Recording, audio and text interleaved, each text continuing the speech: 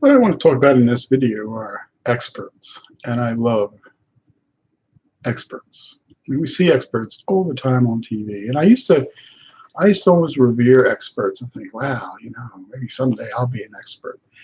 But what I've learned throughout my career uh, is that the experts are, are are are really bad, and that's part of the problem today. And that's part of the reason I'm so cynical about things like global warming and other things, because I see these experts telling me these things and assuring me of the things. But I have this thing called memory. I think most of you do. I certainly have it, and I have a sense of history, maybe because I'm a historian. So I remember what I've been told over the years, and I know how much of it was just total bullshit. And it all came from experts. And my story begins in high school. We had a nice guy. I knew his son. He taught us our social studies curriculum, not history, social studies, economics, stuff like that.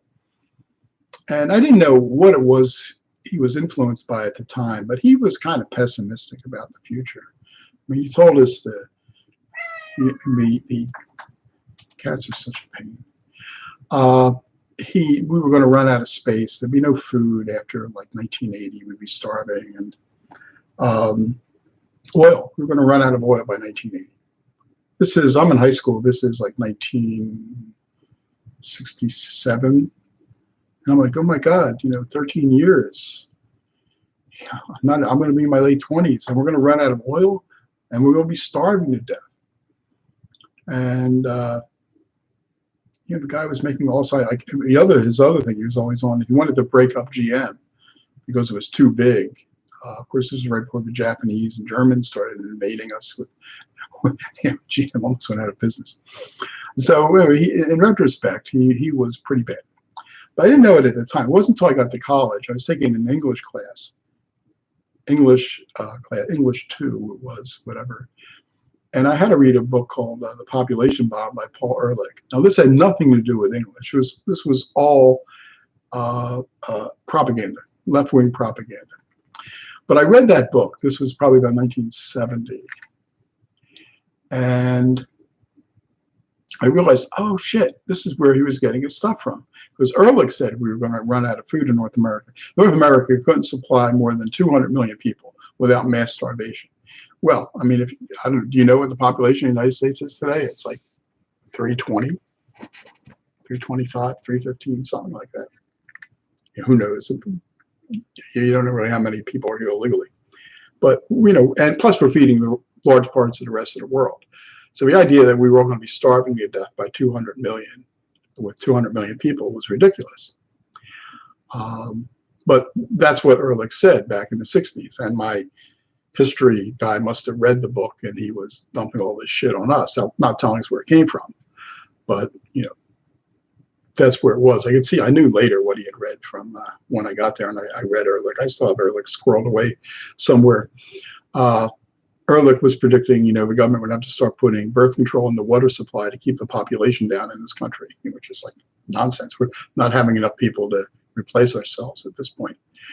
We were going to run out of oil by 1980, and there were all kinds of other scary predictions that Ehrlich was like dead wrong. Dead wrong. This is a guy in 1960 said we'd have no oil after 1980. It's now 2019. You want to make a guess what Paul Ehrlich's pushing now? He's still around. He's still, a scientist out on the West Coast with connection to some California university. Make a guess? Global warming. Yeah. So I see Paul Ehrlich pushing global warming, and I remember what he was pushing back in the 60s and how wrong he was. So it's like, I tend to get a little cynical, just for that. No, but oil was a good one to focus on, because when I got to college and then I went to graduate school, I was sitting in a course late 1970s in graduate school, and of course in the U.S. and Middle East, and the professor told us we're all going to run out of oil by the year 2000. And I actually, in one of his exams, there was something about that, and I actually made the argument that we wouldn't. And one of my arguments was, well, when I was in high school, everybody said we were going to run out of oil by 1980. That's only 2 years from now, and we're nowhere nearly out of oil. So I suspect when we get to the year 2000, we won't be out of oil either. And I think I said something about what today is called fracking. I didn't even know what the name was then, but I knew there was all this oil I had read about in these shale layers, which you couldn't get out at the time without like digging out a mountain, which is how they used to, strip mining was called, which is a horrible procedure and ecologically disastrous. Not even in extreme ecological terms, and even for any person would think it's a horrible thing to do, just to tear apart a mountain or to tear open the earth to get down to this stuff. But I posited, not knowing a whole lot about technology, that, the way technology develops, if we needed the oil, we'd find a way to get it without ripping the ground open, which of course eventually we did. So I made this argument. He was a good guy. So he said, yeah, well, who knows? We'll see what happens. Yeah, I'd heard those things about 1980 running out of oil too, and it didn't happen. You're right. Then I got a job eventually working for the U.S. Navy, and I had to write a history of the Navy. I wrote the official history of the U.S. Navy up to 1988. And of course, obviously, one of the things that the Navy got involved with and the U.S. got involved with in the Persian Gulf was the question of petroleum, of oil. And it was really interesting because what I found was that in 1910, some agency of the U.S. government, I forget which one it was, Bureau of Mines, said we were going to run out of oil. We had been using oil since 1867, Titusville, Pennsylvania, mostly kerosene at this point. But they predicted in 1910 that we were going to run out of oil in 10 years. Then in 1920, when we hadn't run out of oil in 10 years, they started, Interior, or whoever started doing it, they'd come out with this when we were going to run out of oil. In 1920, it was 1940. And basically, since 1920, the United States has been running beyond a 20-year supply of oil. And that's why when I got to the 1960s, they were telling me we were going to run out of oil by 1980. When I got to the 1970s, they told me we were going to run out of oil by 2000. And it was only a couple of years ago. You may remember peak oil. Peak oil was this theory we were going to hit somewhere around 2010. And at that point, use of oil would outstrip the decreasing supply of oil, and we'd be facing this crisis. And that's why, if you look at the Obama proposals and many of the other proposals, the idea was all because of peak oil, that if we had no oil, then these alternatives fuels, solar, hydroelectric, and other things would be cost effective because there would be no alternative. It's not, do you want solar power, wind power, or natural gas and oil? It's, do you want solar power or wind power and nothing? Because of peak oil would be around 2010, give or take a couple of years, depending on who you looked at. And then after that, we'd have our energy going this way and supplies going this way. And the only way to bridge that gap would be alternative fuels. So that's why we had to push alternative fuels, because after about 2010 and peak oil, we would have to have them. And that was all bullshit, because guess what? The 20-year supply of oil didn't run out. And now we've got even more oil, and solar and wind cannot compete with natural gas. And anybody who's trying to make it do that, they'll just either have to heavily subsidize it or they go out of business. And again, it's because the experts keep telling us we've only got a 20-year supply of oil, and they keep being proved wrong. The United States is now the largest oil producer and exporter in the world. We produce more than Saudi Arabia and Russia. And the Russians are outpacing the Saudis. And, in Saudi Arabia, they got a real problem. It's one of the reasons they're finally, letting women do stuff and all, because they're going to have to rely on their workforce, because, the money's not going to be there for oil. And as fracking continues, the only reason fracking slows periodically is because prices start to drop. You get an oversupply on the market. Price of oil is too expensive to make fracking pay off, so they start shutting the wells. But then soon as supplies go down and demand goes up, they start opening them up again. And how much energy is still there? Will it last us 20 years, 30 years, 40 years? All I can say is knowing the experts, knowing that the experts are predicting and we've been running out of oil. We've been working on a 20-year supply of oil since 1920. Do the math yourself. I tend to be cynical and not to listen to them. So I think that there's probably a lot more oil out there to be discovered. And, that's the problem is as technology advances, we get more efficient. So in that sense, we use less energy, or we use what we do use more efficiently. And we find ways to develop more oil. Like I said, that course I had in the 1970s, we knew, I talked about it with my professor. The shale oil was there. We all knew it was there. The question was, how do you get it? He said, can't get it unless you want to rip the country apart, whole parts of the country. And, my answer was, I don't know how to get it, but they'll think of something. That's the way technology works. You have a problem, there's a shortage, there's money to be made, somebody will figure out how to get it. And that's exactly what happened. I didn't foresee fracking. I didn't understand, how they were going to do that, but I knew they'd do something. But I wasn't an expert. He was. He ended up working for Aramco for 20 years. He's an expert. I'm not. He was dead wrong. I was right. So, and there are other things that have gone through. So this is why I see experts talking about global warming, and I just, that's a whole other video. But I'm really cynical about that. There are other reasons that, I work on the Middle East, and I don't pose as a Middle East historian because I don't know any of the languages. I can't read Arabic or Farsi. I can't speak any of them. I don't read, Ottoman Turkish or anything like that. But I'm an American historian. I'm pretty much, I think, an expert on that. And I deal with American policy in the Middle East, and I kind of leave it at that. But I see Middle East historians, and I've worked with them when I worked for the government. I've seen them in action in Washington. And my response is, I'll tell you a story. Okay. I was working in the Pentagon, and I had just finished my book on the U.S. and the Middle East, Persian Gulf, U.S. Navy, En route to Desert Storm. And they were proofing it and reading it and making sure there was nothing classified in there before it came out. And that's when Saddam invaded Kuwait.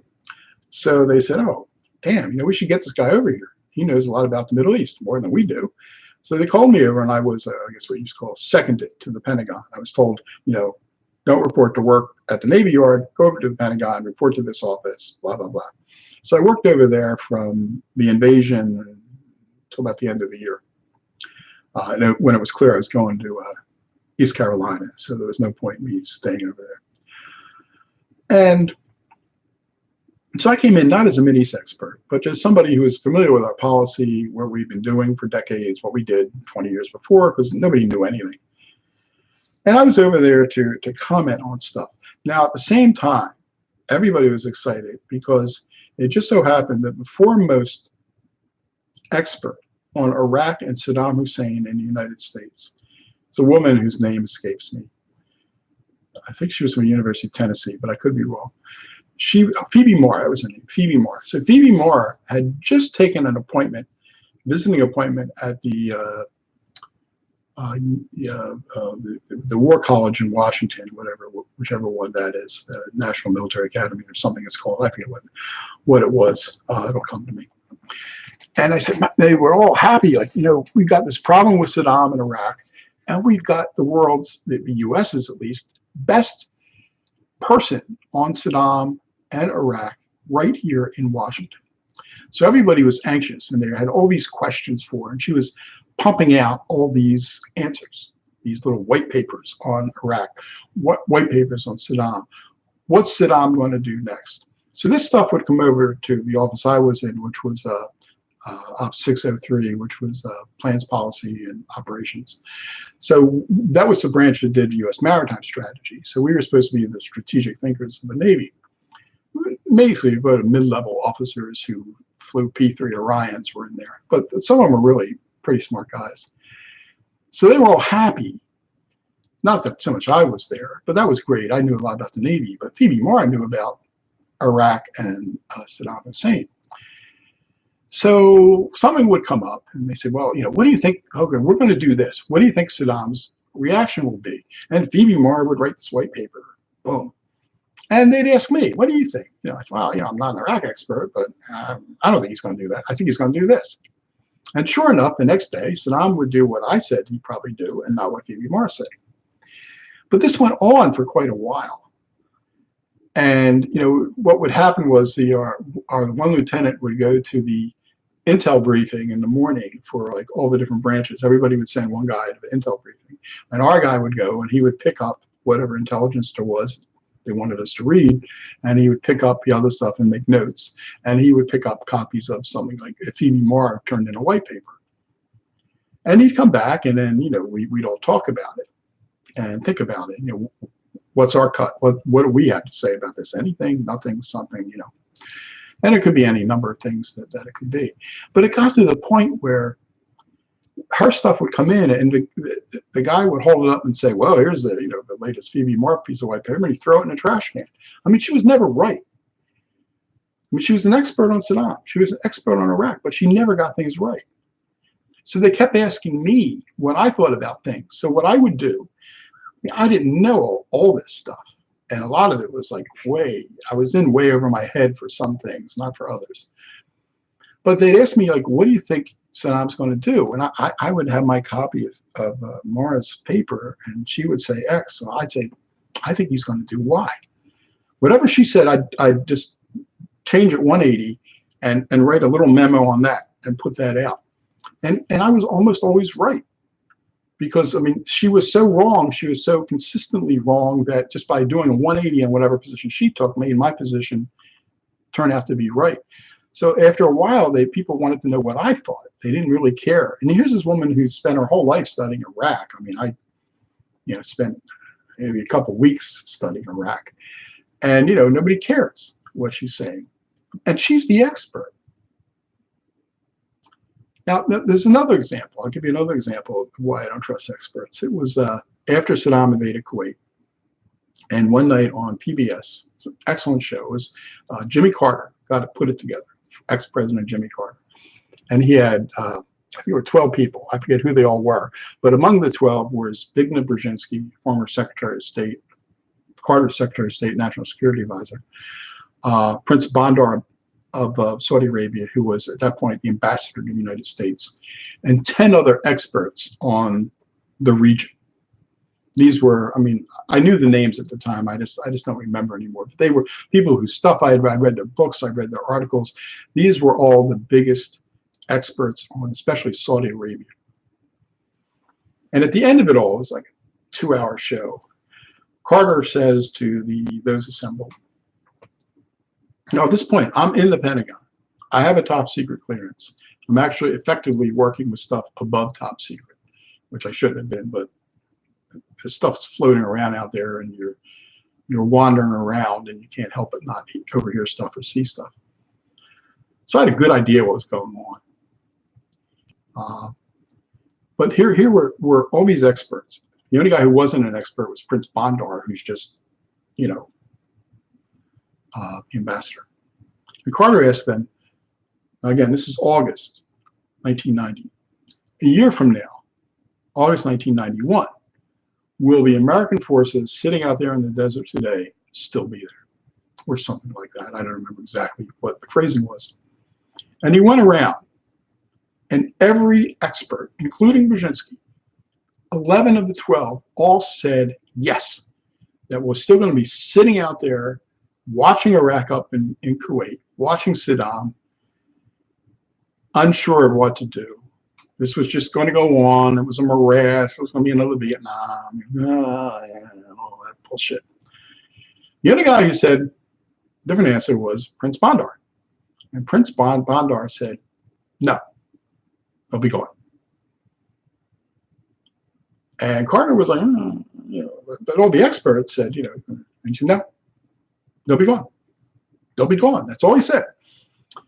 And I'm sitting there, and I think by this point it was late at night. My wife and the kids were asleep, so I didn't want to make any noise. So I'm sitting there going, oh, Jesus Christ, because I knew I had seen the memo that when Cheney and Powell went, I guess it was, Cheney and Powell went to Saudi Arabia, and they met with the king. And they had signed this memorandum of agreement. And I had seen it. Of course, Prince Bandar had too. And it said that whatever we were going to do with Saddam, from Saudi Arabia and our Saudi bases. We had to get it over and get out before the Hajj. That's the Muslim pilgrimage to Mecca. And that year it was scheduled for June. So basically we had until May, some point early May, to get done so we could get all these forces out of the Persian Gulf before the pilgrims came in to go to Mecca. That was the deal that they had signed. And Prince Bandar knew that. Now, I mean, obviously I'm not saying that I'm a bright guy because, you know, I had seen the document. But my point is that there were 11 experts there, including a former Secretary of State. And they weren't split, like 6 said yes, 6 said no, or 5 said yes, 5 said no, or whatever. They were, not counting Bandar, all the academic experts on Saudi Arabia and a former Secretary of State and a former president, I should add, Carter, all believed that that we would still be there in a year, which was not true. It's not going to happen. And it didn't happen. And it was planned not to happen. In fact, it could not happen because under the deal we had signed, we had to leave, or, you know, we had to either finish Saddam off to the extent we were going to finish him off and then leave, or just leave and just leave him where he was in Kuwait. That was the deal. And not one of them thought that, you would think a couple of them might have said, no, I think we'll do this. No, they were all wrong. All wrong. And there was another case before that. It was at McNeil-Lehrer one night, and they had 5 experts on Saudi Arabia on. And the question was, this was before we had signed the agreement to let the troops into the peninsula. Again, this is that Cheney, Powell, Schwarzkopf, I guess it was, agreement with the Saudis. And the question put to them was, will the Saudis allow us to move troops into the peninsula? Now, I knew what was going on at the time. The leading elements of the 82nd Airborne were already in the air on their way to the Arabian Peninsula when this show's going on. The decision had already been made. Now, of course, people in McNeil-Lehrer don't know that, so that's understandable. You take that into consideration. But of the 5 experts he had on the show, one by one, they all said, no, Saudis won't let us in. No, Saudis won't let us in. No, Saudis won't let us in. No, Saudis won't let us in. No, Saudis won't let us in. Not one of the foremost experts among American academics of Saudi Arabia called it right. They all called it wrong. And again, in the show with Carter, they all called it wrong again. And this was my problem in the Pentagon. You know, they asked me, well, what are the experts saying? And I knew, I said, well, you know, this guy says this, but, you know, he was wrong about this and he was wrong about this. I mean, they were all wrong about everything. And it became pretty clear to me not very long after I got over there that my judgment was better than theirs. I was making, not that every call I made was right, but, you know, I was at least right half of the time. They were never right. They were always wrong. And I spent a lot of time trying to think, you know, I don't think it's because I'm smarter than them. They're obviously no more and smarter than me. But I think part of the problem with experts is your expertise blinds you. You know, you get so into whatever the topic is, you're too close to it. You know, you can't see what's happening. You know, you got your nose is buried in Iraq, and you're right up against it, and you're too close to see what's happening. And sometimes people who aren't experts are the ones who can see things because they're not as close to it. They're not as invested in it. You know, it's tough. If you've written a book saying Saudi Arabia is like this or Saddam's like this, and then something happens that makes your book look bad because the things you said were reality don't look real anymore. You're invested in that thesis. So, you know, you try to find ways, well, yeah, but, you know, let's see if this will work. Or, I think he'll do this. I think he'll, like I said in my book, he'll do this. But he's already not doing the things that were in your book. But, you know, you can't, like, free yourself from it. So I get really suspicious of experts. And, you know, you look at all this stuff, and it has to do with I've worked my way through history, and I've seen how wrong the experts were. Remember the experts who told us what would work in Vietnam. Halberstam called them the best and the brightest, and we see how that worked out. The experts who thought, we could go into Iraq and this would all work out well. A lot of experts have made a lot of bad predictions over the years, and they're not just all neo-conservatives or neoliberals. I mean, I'd like to know which experts have gotten things right. Even the experts on global warming, I mean, it does sure seem to be getting hotter. But, really, if Barack Obama really believes what he says about global warming and rising sea levels, why did he just spend $16 million on a house that's a stone's throw from a rising ocean? I mean, to me, it's like, does he really believe that? I don't get it. And that's part of, I don't trust the experts. I've gotten really cynical when I see a guy who's an economic expert. Right away it's like, oh my God, whatever he says, probably the opposite's going to happen. And I just don't have faith in these people. And it's a shame, because you should have faith in them. If you can't have faith in the experts, who do you have faith in? Coin flips? Mind readers? Soothsayers? I mean, again, like I said, the two big cases I remember from the first Gulf War of 11 experts, 10, well, Camp Carter, it's 11 on one and 5 on the other. That's 16 experts, and not one of them got either call right, because some of the people were actually on both shows. I mean, that's, what do you make of that? Or the experts have been telling us, I've been, my whole life, we've been running out of oil in 20 years. And I'm 67 and we still haven't run out of oil. We've got, at least 20 years to go, if not more. And why should I listen to these guys? And, the other thing is, you see them, like, I remember the second Gulf War, they were dragging out people on MSNBC who they had on in the first Gulf War, who had got almost everything wrong. And they got them on again, telling us how this is going to go or that's going to go. And, it's just experts. I see an expert, and I see an expert say X, I'll be on Facebook the next day saying Y, because my guess is that's a technique that served me well. As I said, in the Pentagon, that was my process.